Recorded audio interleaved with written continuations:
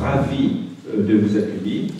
Nous avons convenu ensemble de nous tutoyer. Nous avons eu l'occasion de nous rencontrer dans les différentes rencontres nationales du SRI, qui est devenu maintenant, depuis la dernière conférence des évêques de novembre, le service national pour la rencontre avec les musulmans. Tout à l'heure, déjà, Monseigneur Le Borgne vous a présenté. Donc, vous êtes prêtre de nationalité sénégalaise. Vous m'avez dit tout à l'heure que tu viens d'un pays où il y a 94% de musulmans. Et que donc, actuellement, tu es donc prêtre fidei douloub dans le diocèse de Versailles, déjà depuis 5, 6, 7 ans.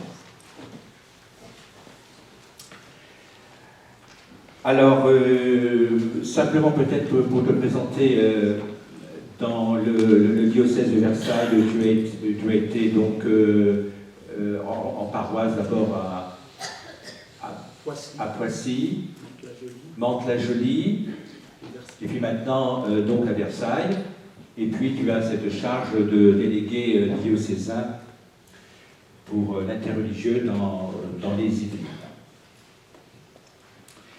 Simplement peut-être pour te présenter, dire un petit peu peut-être que tu as un cursus universitaire.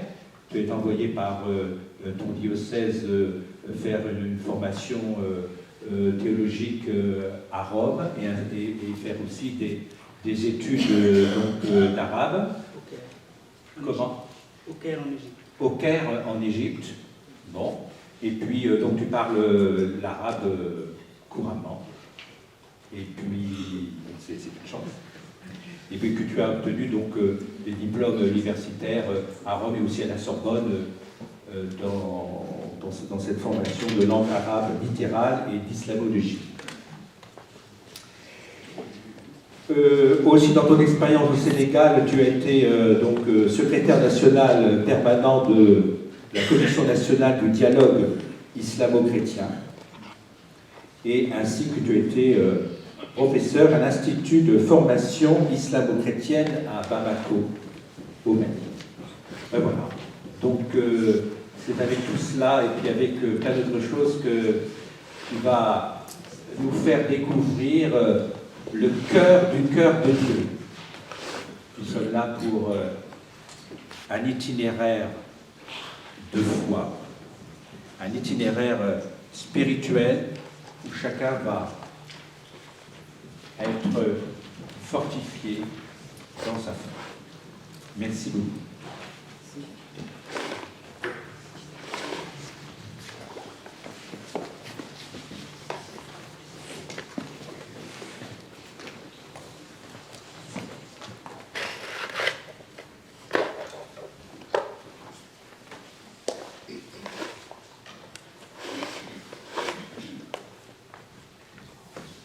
Je parle beaucoup, trop, et je dois gérer le temps. Il me semble que j'ai 45 bonnes petites minutes. C'est ça,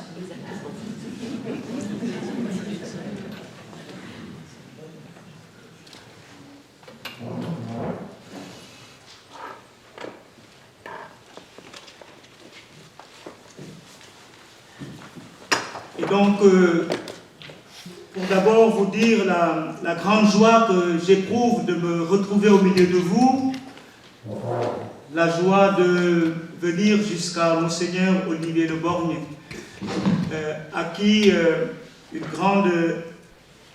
grande amitié me lie, et une grande reconnaissance. Parce qu'il y a quelques années, je suis arrivé dans le diocèse de Versailles en France, où j'étais très mal en point, avec beaucoup de difficultés, notamment de santé. Et aujourd'hui, la France m'a retapé. Voilà. Je suis redevenu quelqu'un de normal. Et quand j'interviens dans la relation islamo-chrétienne, quand je vis mon ministère de prêtre en France, quand j'agis comme délégué de l'évêque de Versailles, pour les relations islamo-chrétiennes, c'est vraiment un grand signe de reconnaissance pour tout ce que la France a fait pour moi et qu'elle continue de faire. Et donc, heureux de retrouver notre frère Taïb Chouiref, que je salue du fond de mon cœur et avec qui je pense nous aurons cet après-midi surtout un riche temps d'échange, parce que ce matin c'est l'exposé de nos foi respectives. Je ne rentrerai pas trop dans les détails de la foi musulmane, Taïb le fera bien mieux que moi. Et donc sans transition, que vous dire en 45 minutes sur un sujet vaste comme le cœur de Dieu, que celui de la miséricorde. Je vais choisir de vous parler du Dieu miséricordieux, du visage miséricordieux de Dieu, Dieu visage de miséricorde. Je n'ai pas pu trouver un thème mieux que cela, je n'ai pas reformulé. Et en introduction, juste vous faire remarquer, vous l'aurez remarqué, que l'expression visage de la miséricorde, c'est les tout premiers mots qui ouvrent la bulle d'indiction au grand jubilé extraordinaire de la miséricorde que le pape François a décidé pour l'Église. Vous lisez dans le numéro 1 de cette bulle d'indiction que nous vous recommandons fortement de lire, vous l'avez déjà lu, je ne m'en fais pas j'en fais aucun doute, mais ceux qui ne l'ont pas lu, vraiment continuez à le lire, cherchez à le travailler, le potasser, le repotasser. Ce livre, cette bulle d'indiction s'ouvre ainsi: Jésus-Christ est le visage de la miséricorde du Père. Jésus-Christ est le visage de la miséricorde du Père. Une bulle d'indiction qui commence par Jésus-Christ est le visage de la miséricorde du Père. Bulle du latin bulla, qui veut dire le sceau, le cachet, le tampon. Donc le pape a signé de son anneau papal, il a cacheté que Jésus-Christ est le visage de la miséricorde du Père. Et une bulle d'indiction, une bulle de publication. Le pape publie, le pape annonce, il donne une date fixe et le pape convoque toute l'Église à proclamer que Jésus-Christ est le visage de la miséricorde du Père. Voilà le sens du jubilé extraordinaire de la miséricorde. On me dit souvent, Père le pasteur, c'est quoi une bulle d'indiction? Une bulle d'indiction, c'est un acte, un décret papal, un acte fort, une décision du pape qui convoque, qui appelle, qui invite toute l'Église à rentrer dans ce grand mouvement de découverte de la miséricorde. Cette miséricorde du Père, Dieu qui se révèle comme le Dieu tendre et miséricordieux, lent à la colère, plein d'amour et de vérité. Vous le trouvez dans le livre de l'Exode, au chapitre 34, verset 6. Vous l'avez dans le numéro 1 du texte, tout par-delà. Dieu tendre et miséricordieux, lent à la colère, plein d'amour et de vérité.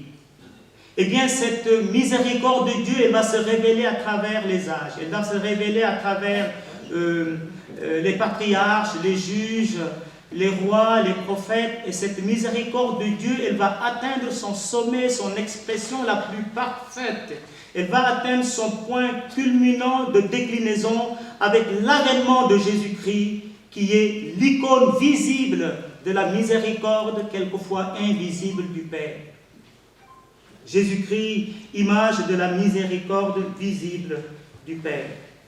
Et la lettre aux Hébreux va le dire de manière très claire. Après avoir parlé dans les temps passés, sous plusieurs formes, à nos pères, par les prophètes, Dieu, en ces temps qui sont les derniers, nous a parlé en son Fils Jésus-Christ. Hébreux, chapitre 1, versets 1 à 6, vous irez le lire. Jésus-Christ, vraiment visage de la miséricorde du Père. Et Jésus va le dire: qui m'a vu, a vu le Père. Qui m'a vu, a vu le Père. Qui m'a vu, a vu le Père miséricordieux. Qui a vu la manière dont j'agis, eh bien, peut pressentir, peut découvrir la manière dont le Père miséricordieux nous aime et déverse sa miséricorde sur nous.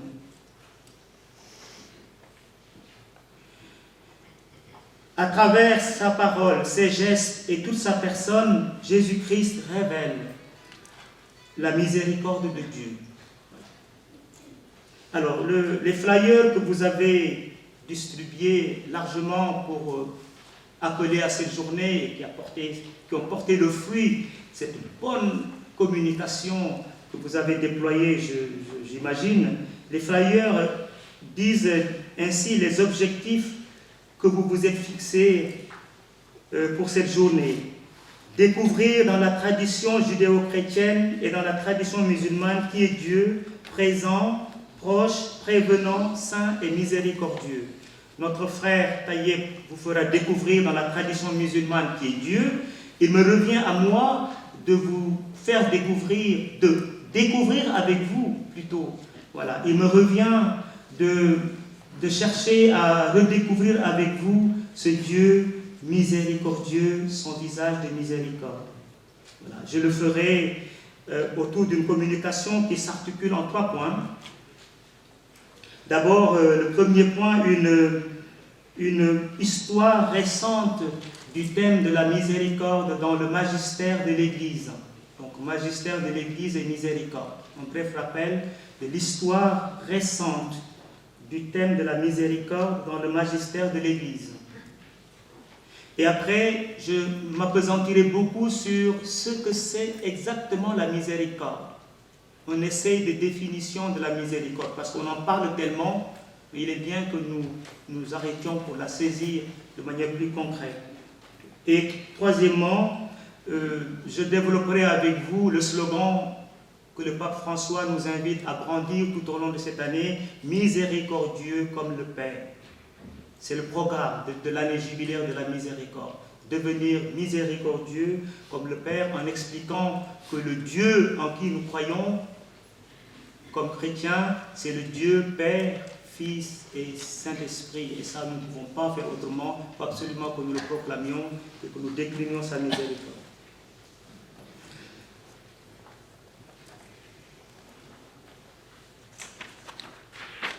Donc, une histoire récente du thème de la miséricorde dans le magistère de l'Église. Je ne vais pas reprendre toute l'histoire ancienne, profonde. Je vais partir de l'histoire récente, je vais partir de notre saint pape Jean-Paul II, que j'ai eu la chance de connaître, de rencontrer personnellement et que j'ai eu le bonheur de servir comme diacre en 1992, quand il est venu rencontrer le Sénégal, en 1992. Nous avons failli être ordonnés par le pape Jean-Paul II d'ailleurs en 1992, et nous avions pris comme nom, pour baptiser notre promotion, nous avions pris le nom Promotion Jean-Paul II, mais le recteur du grand séminaire s'était à cette époque violemment opposé au fait que nous soyons ordonnés par le pape, parce que nous devions encore faire une année comme prêtre au séminaire, et disait aux évêques, si vous prenez la responsabilité de les ordonner et de me les renvoyer comme prêtre, alors vous viendrez les surveiller, parce que c'est une promotion tellement terrible, je ne suis pas sûr qu'ils vont rester sur place.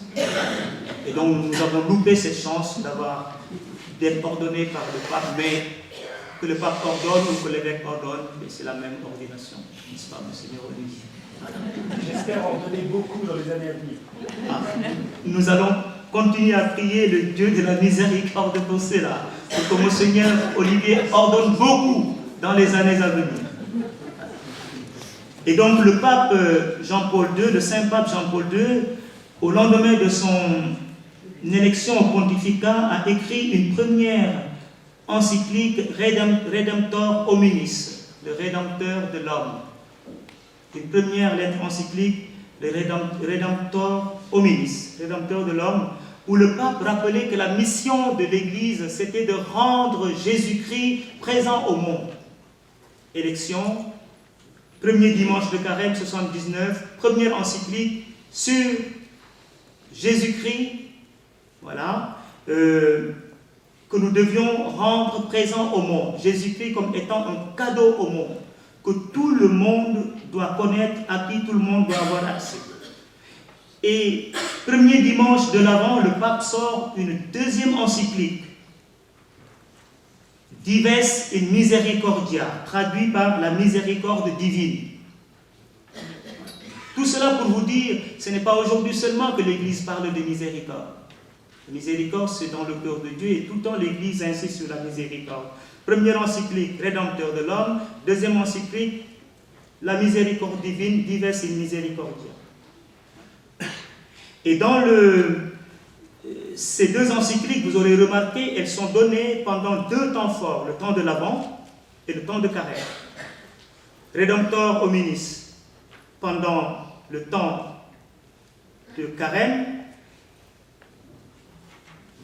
Dives in misericordia pendant le temps de l'Avent. Temps de Carême et temps de l'Avent qui sont des temps privilégiés de réflexion pour les chrétiens. Chaque temps de l'Avent, chaque temps de Carême est un temps où nous rentrons dans la réflexion, dans la méditation, dans l'appropriation d'un thème donné. Et le pape nous demande pendant le temps de Carême de cette année que nous réfléchissions sur la miséricorde. Il le dit dans la bulle d'indiction. Nous avons anticipé et c'est encore bien mieux.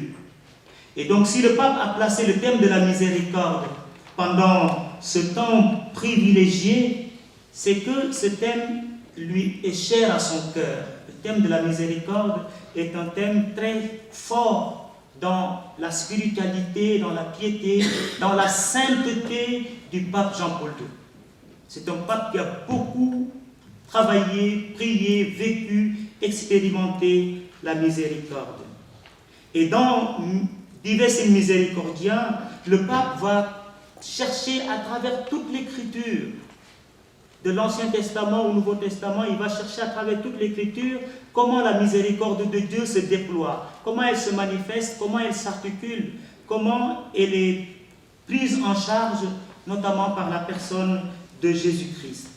J'aurais pu, comme premier point de mon exposé, vous faire un parcours sur la miséricorde dans l'Ancien Testament, dans le Nouveau Testament, dans l'Écriture, dans les pères de l'Église. Vous pourrez la voir en lisant Dives in misericordia. Vous l'avez dans la bulle d'indiction au grand jubilé de la miséricorde au numéro 6 à 9. Si vous voulez vraiment un traité biblique, scripturaire sur la miséricorde à travers les Écritures, lisez Dives in misericordia, c'est très très très bien fait. Lisez aussi la bulle d'indiction, surtout les numéros 6 à 9. Dans Dives in misericordia, le pape, cherchant à travers toute l'écriture à redécouvrir le déploiement de la miséricorde, arrive à cette conclusion, à cette vérité. Et si vous ne retenez rien de tout ce que je vais vous dire ce matin, retenez au moins cela. Le pape dit de manière claire que le Christ est l'incarnation de la miséricorde du Père. Jésus est l'incarnation de la miséricorde du Père. À travers Jésus-Christ, le mot miséricorde a pris chair. À travers la personne et l'œuvre de Jésus-Christ, Dieu est venu coller la réalité de sa miséricorde à la réalité de notre vie quotidienne. Jésus-Christ est l'incarnation de la miséricorde du Père. C'est une profession de foi, c'est un credo. Et cela se manifeste clairement dans la vie, dans la spiritualité, dans la sainteté du Saint Pape Jean-Paul II. Et le sommet de la vie du Christ, selon le pape Jean-Paul II, le sommet de la vie du Christ, c'est pas Noël. C'est même pas Noël dans notre vie. Le sommet de la vie du Christ, c'est Pâques.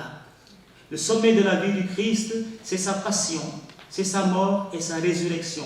Et le Saint Pape Jean-Paul II va dire dans Dives in misericordia, la miséricorde de Dieu atteint son sommet dans le mystère pascal, dans le mystère de la mort et de la résurrection du Christ. Ayant aimé les siens qui étaient dans le monde, il les aima jusqu'au bout. Il n'y a pas de plus grand amour que de donner sa vie pour ceux qu'on aime. À travers sa mort et sa résurrection, eh bien, à travers la croix, nous trouvons le lieu par excellence de la présence et de la manifestation de la miséricorde divine. Alors, ici, trois faits qui vont attester de l'importance que le Saint-Pape Jean-Paul II va accorder à la miséricorde, toujours en lien avec la croix. 3 faits marquants dans la vie du Saint-Pape. Le premier fait, c'est sa longue maladie. La longue maladie que le pape a supportée avec douceur et patience. Il a porté sa croix jusqu'au bout.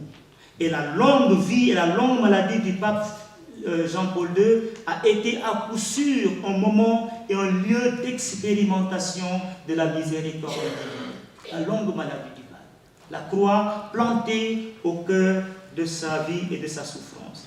Le deuxième fait, c'est que quand vous regardez les armoiries du pape Jean-Paul II, il y a une grande croix, voilà, et cette grande croix abrite les initiales de la Vierge, une grande croix et un M. Toujours la croix. Le pape Jean-Paul II, c'est vraiment un pape de la croix, lieu d'expression de la miséricorde du Père.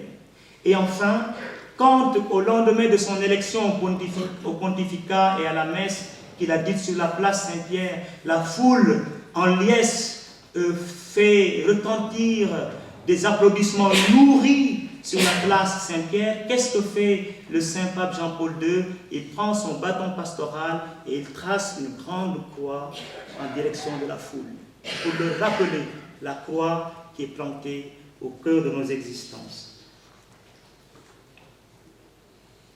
Dans Redemptor Hominis, le pape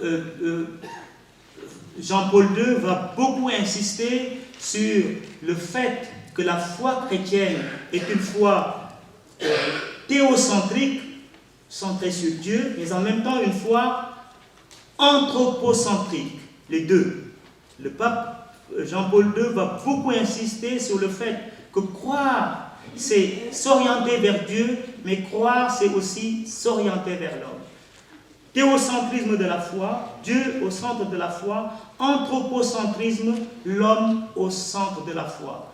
Nous vivons dans des cultures et des mentalités, depuis la nuit des temps, qui ont tendance à séparer le théocentrisme et l'anthropocentrisme. Ce qui est dévolu à Dieu d'une part, ce qui est dévolu à l'homme d'une part. Non, dit le pape Jean-Paul II dans Redemptor Hominis, il ne faut pas séparer. Le rôle de l'Église, c'est de se dire que là où est Dieu, là est l'homme.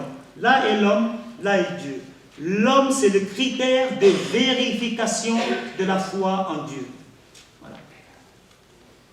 Il y a un hadith, Taïb le dira beaucoup mieux que moi, nul d'entre vous n'est véritablement croyant s'il ne désire pour son frère ce qu'il désire pour lui-même. Un hadith dans l'islam. On ne peut pas séparer. Et donc, la miséricorde de Dieu appelle aussi la miséricorde vis-à-vis de l'homme. Voilà. Le Dieu en qui nous croyons, le Dieu que nous adorons, le Dieu dont nous voulons manifester la miséricorde, se cache derrière le visage de chaque personne. Donc, la dimension humaine, la dimension anthropologique, la dimension d'engagement de la miséricorde, je reviendrai là-dessus, sur le troisième point, miséricordieux comme le Père est miséricordieux. Voilà donc dans un premier point ce que je voulais dire, j'aurais pu développer mais je regarde le temps, sur la miséricorde dans l'enseignement récent du magistère. Donc une miséricorde qui se déploie dans toute l'écriture et qui atteint son sommet dans la personne du Christ. La personne du Christ, sa naissance, son ministère, mais surtout sa passion, sa mort et sa résurrection, lieu par excellence de présence et d'expérimentation de la miséricorde. Donc on ne peut pas parler de miséricorde de manière aérienne, de manière extraspatiale. La miséricorde, elle est théocentrique, mais aussi elle est anthropocentrique. Qu'est-ce que finalement la miséricorde? Et là nous allons rentrer dans vraiment une définition assez étymologique du terme de la miséricorde. Je ne fais rien d'extraordinaire, je suis allé chercher dans les grands dictionnaires de théologie.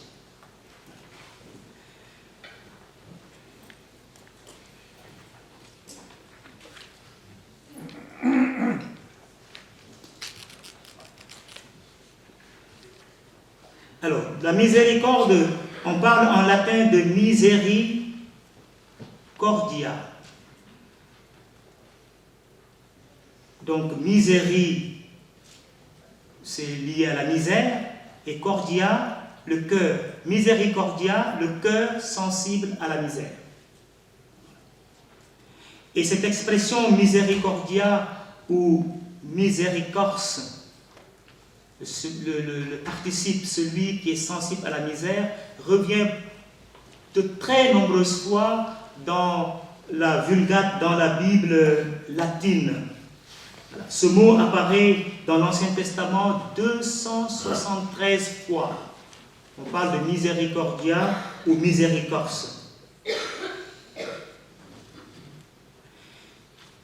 Et la miséricorde, elle se résume en cette capacité de soulager la détresse d'autrui. Miséricorde, c'est la capacité de soulager la détresse d'autrui. La miséricorde, c'est cette attitude qui pousse à répondre aux cris de l'autre. C'est cette attitude qui pousse à entendre les gémissements de l'autre.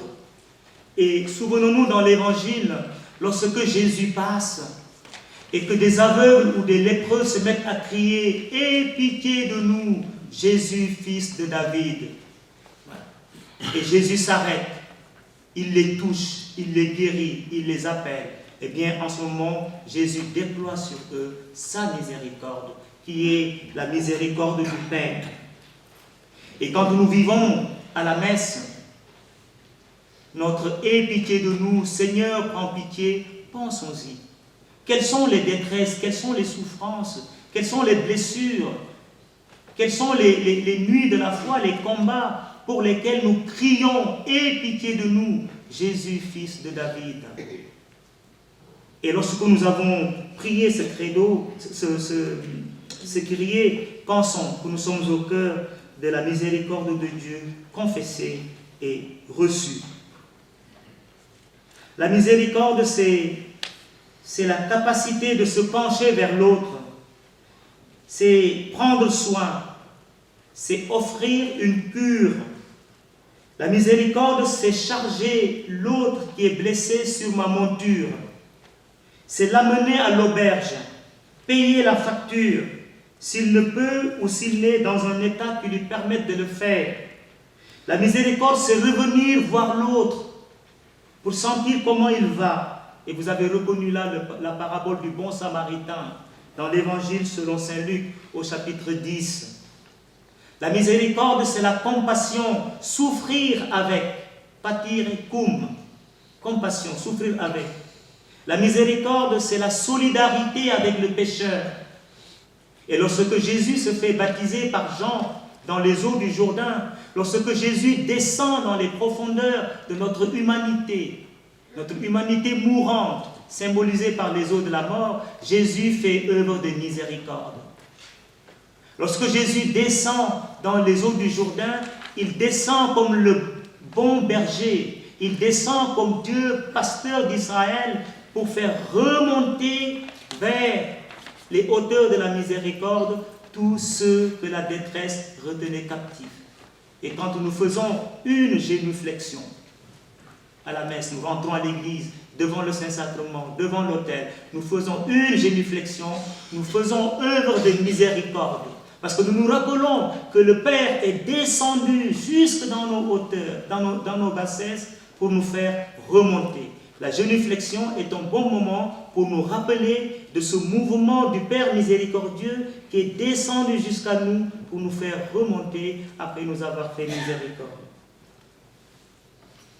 La miséricorde de Dieu, elle s'exprime à travers sa paternité, Dieu qui est comme un Père pour nous, mais elle s'exprime aussi et surtout à travers sa maternité, puisque vous le savez mieux que moi, Dieu est Père et Mère. C'est pas moi qui le dis, c'est Dieu lui-même qui se déclare comme Père, mais aussi comme Mère, à travers la bouche du prophète Isaïe, au chapitre 49, les versets 15 à 16, la maternité divine. Une femme oublie-t-elle son enfant? Cesse-t-elle de chérir le fruit de tes entrailles? Même s'il se trouvait qu'il y ait une femme qui puisse le faire, moi, Dieu, je ne t'oublierai jamais, car j'ai gravé ton nom sur les paumes de mes mains. Dieu comme Père, mais aussi et surtout Dieu comme Mère. Vous pouvez le lire dans le livre du prophète Osée, le chapitre 11, versets 3 à 4 et les versets 8 à 9, Osée 11, où Dieu dit qu'il nous portait comme une mère porte ses enfants sur ses genoux, la maternité. Et la miséricorde de Dieu liée à cette maternité, ce sont les entrailles de Dieu, ce sont les seins maternels de Dieu qui s'émeuvent, qui frémissent de compassion devant notre détresse, devant notre souffrance, la miséricorde de Dieu. Et ces entrailles s'émeuvent de compassion, ces entrailles se nouent, la gorge de Dieu se noue.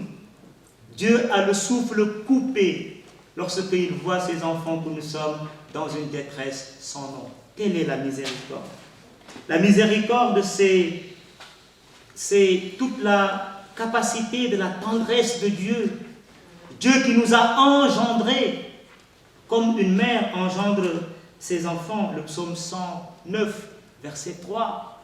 Dieu qui nous a sortis, excusez-moi, de son utéro, de son utérus. C'est cela exactement que dit l'Écriture. La matrice féminine, nous sortons de là. Et quand nous parlons de la miséricorde de Dieu, ça va jusque-là. Quand vous lisez la traduction latine du psaume 109, verset 3, où Dieu dit « Comme la rosée qui naît de l'aurore, je t'ai engendré », la version latine va dire « Ex utero genuité ». Je t'ai engendré de mon utérus. C'est fort. Et donc, la miséricorde de Dieu, c'est cette capacité qu'a Dieu de ne pas se laisser, de ne pas rester indifférent, de ne pas passer sous silence, de ne pas faire sourde oreille par rapport à tout ce qui nous empêche d'être nous-mêmes. Dieu se bouscule, Dieu se bouge, Dieu se met en mouvement. Notre détresse provoque la miséricorde de Dieu. Et c'est cela que Jésus va faire. Dans l'évangile, selon saint Marc, au chapitre 6, les versets 30 à 46, miséricorde de Dieu, déclinée en acte par Jésus, saint Marc, chapitre 6, versets 30 à 46, après la multiplication des pains, Jésus envoie ses disciples en mission, et les disciples partent, font une large mission et reviennent vers Jésus pour lui rendre compte de tout ce qu'ils ont fait. Jésus les voit fatigués. Il leur dit, venez à l'écart, dans un endroit désert, pour vous reposer. Et ils partent.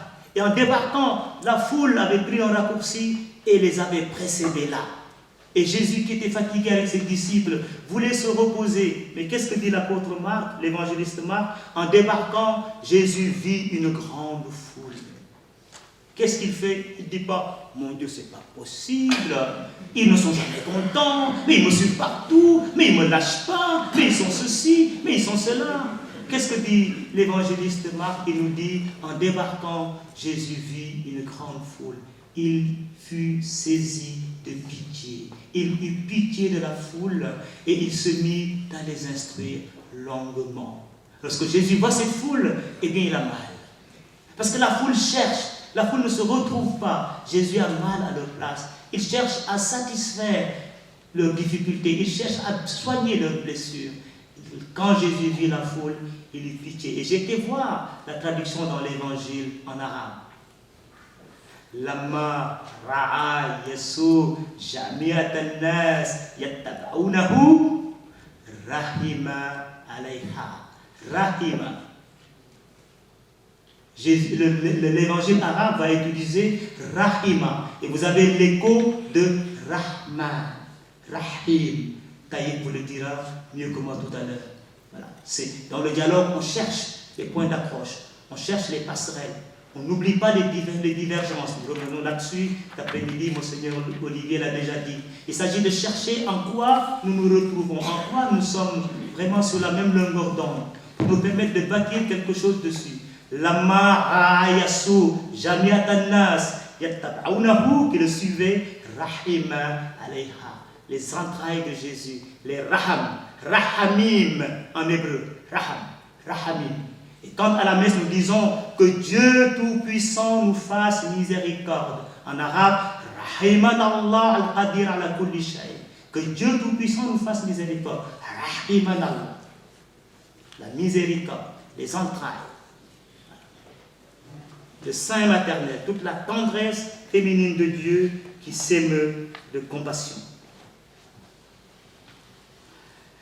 Et tous les dimanches, je terminerai ce point par là, tous les dimanches, à la messe, nous sommes là pour chanter cette miséricorde de Dieu, pour puiser à la source de cette miséricorde de Dieu. Et Dieu a fait œuvre de miséricorde en ressuscitant Jésus d'entre les morts. La résurrection du Christ est vraiment l'œuvre miséricordieuse du Dieu par excellence. Et parmi les psaumes que l'Église nous propose de prier les dimanches, ce qu'on appelle les psaumes du grand Hallel. Hallel, ça veut dire louer, qui a donné Alléluia, louez Dieu, bénissez Dieu. Parmi ces grands psaumes, on dit éternel est son amour, éternel est son amour, car Dieu a fait traverser le peuple qui était en esclavage, dans la misère. Il l'a fait traverser la mer Rouge à pied sec, manifestant sa miséricorde. Et la résurrection du Christ est le nouveau mode de passage que Dieu opère, non seulement de l'esclavage à la liberté, mais de la mort à la vie.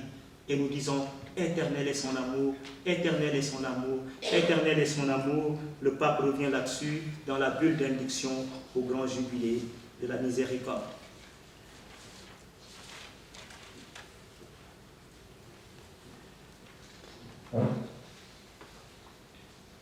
Vous l'aurez compris, cette miséricorde de Dieu, cette miséricorde du Christ, je terminerai sur ce point là-dessus, cette miséricorde de Dieu, cette miséricorde du Christ provoque aussi la miséricorde de l'homme. Nous sommes ici au cœur d'une dialectique entre parler de la miséricorde et agir de manière miséricordieuse. Être miséricordieux, le mot n'existe pas mais je me permets de le créer, être miséricordieux, participe passé, et devenir miséricordieux. Être objet de la miséricorde du Père et devenir sujet de la miséricorde. La miséricorde dans le sens passif, mais surtout la miséricorde dans le sens actif. La miséricorde, c'est la loi fondamentale. C'est le pape François qui va le dire dans Misericordiae Voltus, dans la bulle d'indiction, au numéro 2. La miséricorde, c'est la loi fondamentale qui habite le cœur de chacun lorsqu'il jette un regard sincère sur le frère qu'il rencontre sur le chemin de la vie. La miséricorde, c'est le chemin qui unit Dieu et l'homme pour qu'il ouvre son cœur à l'espérance d'être aimé pour toujours, malgré les limites de notre péché.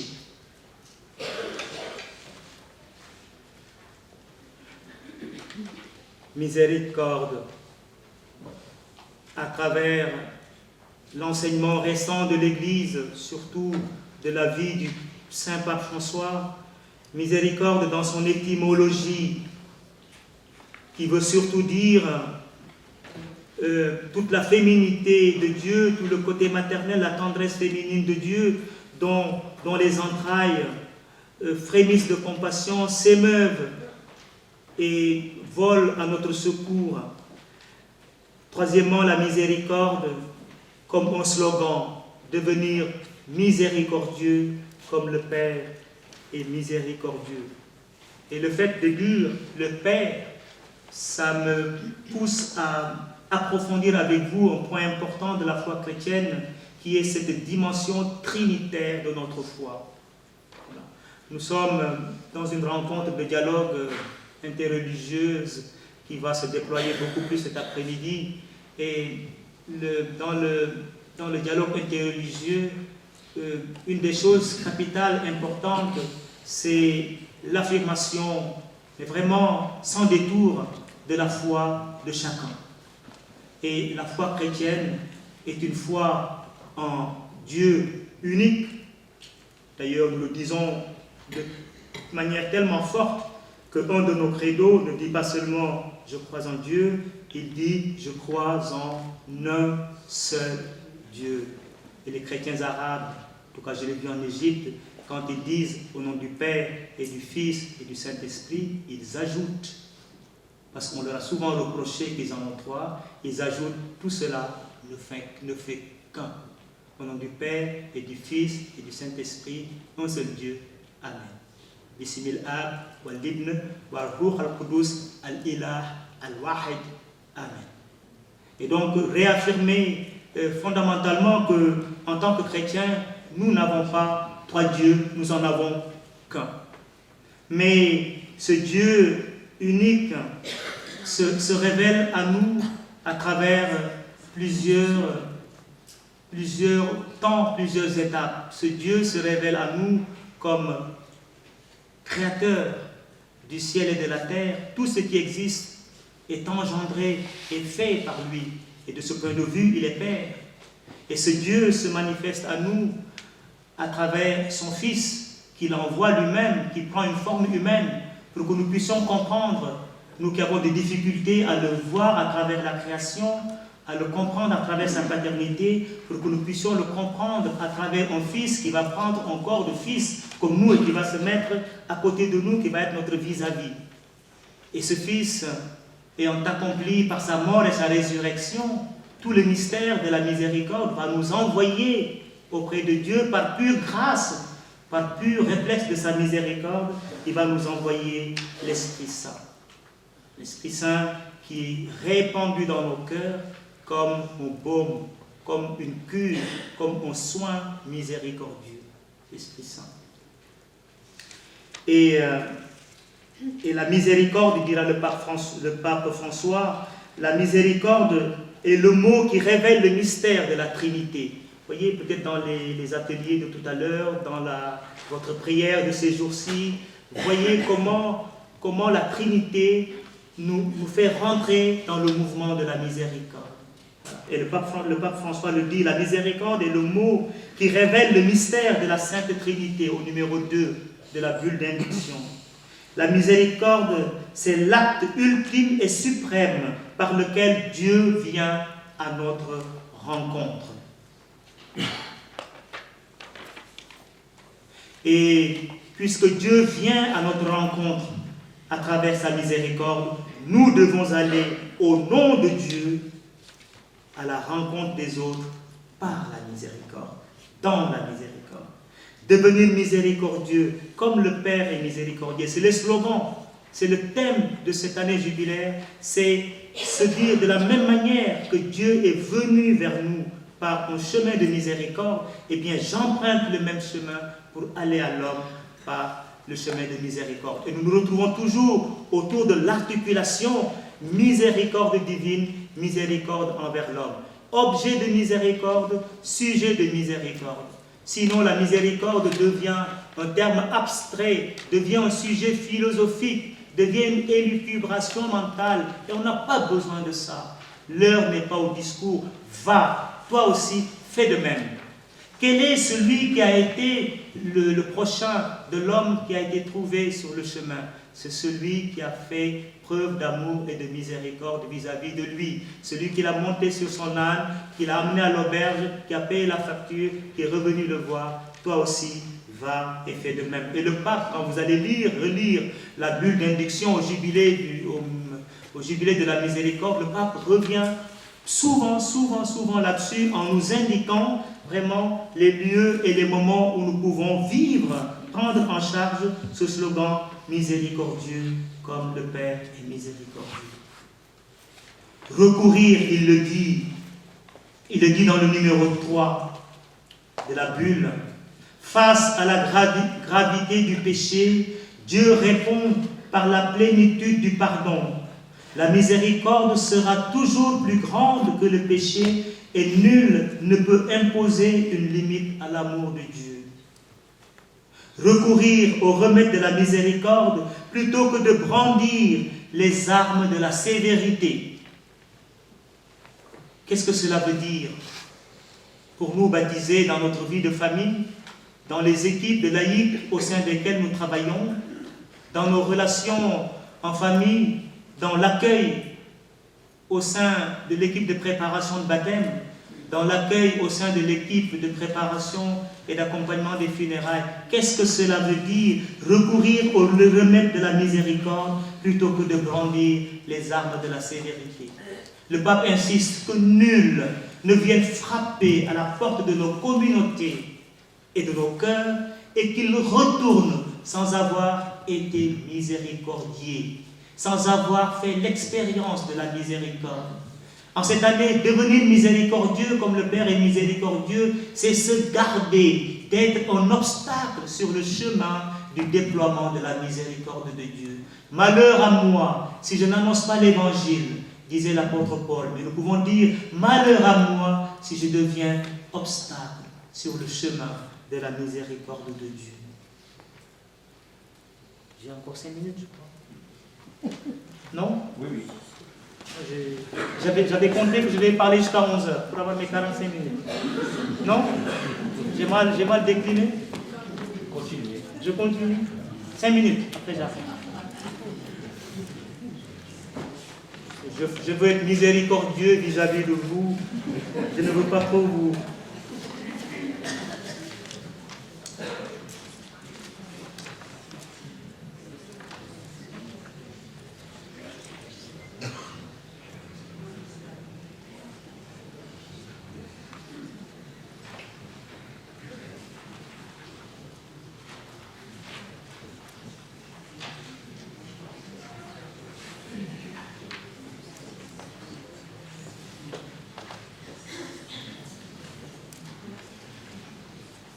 Miséricordieux comme le Père et miséricordieux le Pape, dans la bulle d'indiction au jubilé de la miséricorde, parle beaucoup du pardon des offenses et du pardon des péchés. Il parle du sacrement du pardon. Devenir miséricordieux comme le Père céleste est miséricordieux, c'est peut-être, tout au long de cette année, rentrer dans une démarche de redécouverte de la notion de péché dans ma vie personnelle. Le pape le dit, la notion de miséricorde ne passe pas toujours dans nos sociétés modernes contemporaines. Il l'avait déjà dit, Jean-Paul II, dans Pénitence et Réconciliation en 1989, je crois, qu'un des grands péchés de notre siècle, c'est la perte du sens du péché. Je ne me confesse pas, je ne me confesse plus, je me confesse difficilement. J'ai plus ou moins du mal avec le sacrement du pardon parce que je ne sais plus tellement finalement en quoi j'ai péché. Parce que pour moi tout est normal. Parce que bof, finalement, j'ai rien fait de grave, mon Père. Je ne vole pas, je n'insulte pas, à mon âge je regarde la télé, je ne fais rien d'autre, je suis gentil avec mes enfants. Voilà. Comment vivre en miséricordieux en essayant d'aller à la redécouverte de ce qui finalement est le péché, mais finalement d'abord se dire que le sacrement du pardon, c'est pas confesser d'abord les péchés, mais c'est confesser la miséricorde du Seigneur. Seigneur, je viens vers toi. Père, je viens vous rencontrer parce que le Seigneur a tellement fait pour moi. Ça, c'est une forme de confession. Confession de foi, confession de la présence de Dieu. Et après seulement, on dira oui, mais certainement, je ne réponds pas suffisamment à cet amour. Et en creusant, on se rend compte qu'il y a 2, 3 petites choses qui sont suffisantes pour ne pas en rajouter. Redécouvrir la notion de péché, mais redécouvrir aussi comment la miséricorde de Dieu ne me condamne pas, mais qu'elle me relève. Aller au sacrement de la réconciliation comme à une source, comme à une station d'essence pour faire le plein, et non pas comme à un tribunal et à un jugement. Et comment présenter ce sacrement, comment le vivre? comme vraiment la joie des retrouvailles, comme la fête du Fils qui revient, comme la joie de l'objet retrouvé. Et ça, les équipes liturgiques, les animateurs pastoraux sont vraiment convoqués, provoqués pour rivaliser d'ingéniosité et de créativité pour faire vivre cette année de la miséricorde. Les périphéries, encore les périphéries. Le pape François ne parle jamais, n'intervient presque jamais sans parler des périphéries. Comment vivre la miséricorde jusqu'au-delà des limites de la normale? Comment rejoindre toutes ces personnes des périphéries? Et voici ce qu'il dit dans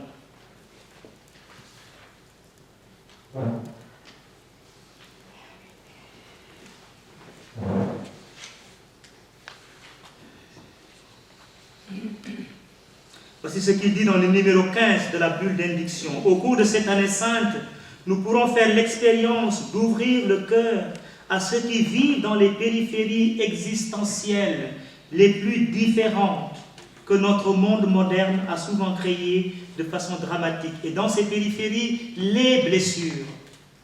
Soigner les blessures. La miséricorde, c'est prendre soin, c'est offrir des soins, c'est amener à l'auberge, c'est penser quelles sont les blessures des hommes et des femmes de notre temps. La solitude, la pauvreté, les disparités entre les peuples, entre les nations, entre les États.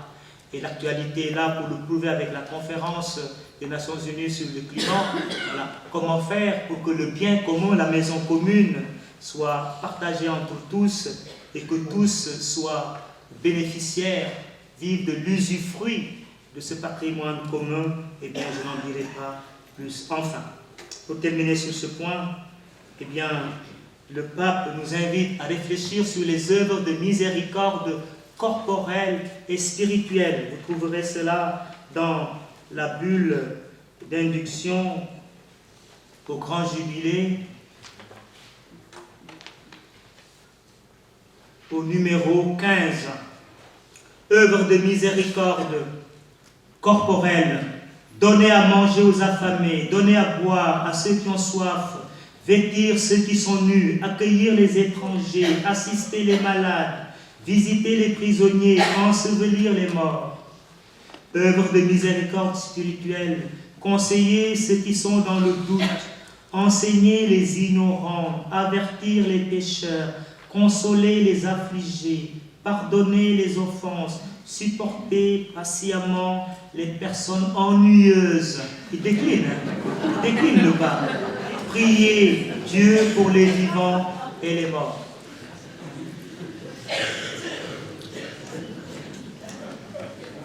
Je vais conclure en vous racontant une petite anecdote. Un curé a fait une fois un cours de catéchèse sur le démon, sur Satan, sur le diable. Et il en avait parlé pendant une bonne heure à des enfants. Comme je viens de vous parler, pas que vous soyez des enfants, mais comme je viens de vous parler presque un peu moins qu'une heure sur le thème de la miséricorde. Et quand le curé a terminé son cours de catéchèse, il dit aux enfants, « Ça va? Vous avez des questions ?» Et les enfants avaient tous les yeux grands ouverts comme ça. Et le curé dit, « Donc c'est bon, on se voit la semaine prochaine, même heure, même lieu. » Mais il avait oublié qu'il avait parlé de manière tellement terrifiante et traumatisante du diable, des démons, que les enfants mouraient de peur. Et en ce moment, il y a un qui a soulevé le petit doigt, il a dit, « Mon père, dites-nous comment le démon est habillé ce soir, pour que le voyant en rentrant à la maison, nous puissions l'apercevoir de loin et que nous puissions courir, parce que le démon est dangereux. » Eh bien, je vous ai parlé de la miséricorde. Je vais essayer de vous dire comment elle est habillée à travers une anecdote. Tout petit, j'étais assez turbulent, très agité. Et donc, un jour, par inadvertance, dans la chambre, la case de ma mère, j'ai renversé la grosse calebasse qui contenait le couscous ration alimentaire de la famille de 15 personnes pour une bonne semaine. Tout était fracassé, par terre. Je dis, oh, je vais mourir.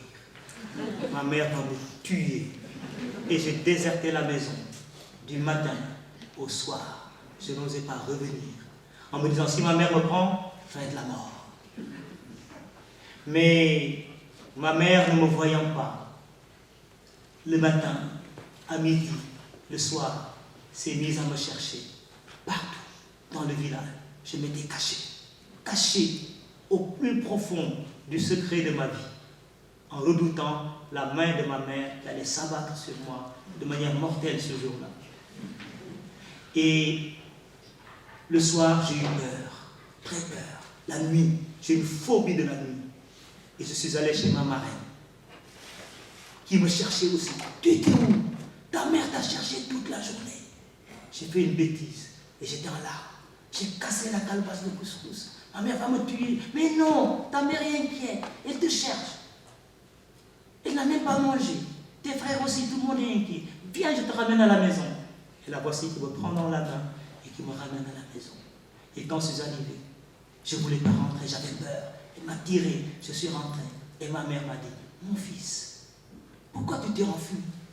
Tu as cassé une calebasse. C'est vrai, c'était dans ton pain quotidien. C'était précieux. Mais c'est quoi? Dieu nous donnera encore à manger. Viens mon fils, lave-toi, mange. Ma mère avait préparé à manger. Et bien la miséricorde, c'est cela. Ce sont les entrailles d'une mère qui frémit quand son fils a fait une bêtise et qu'il déserte et qu'il revient et qu'elle lui dit tout l'amour de son cœur et qu'elle lui pardonne et qu'elle le relance.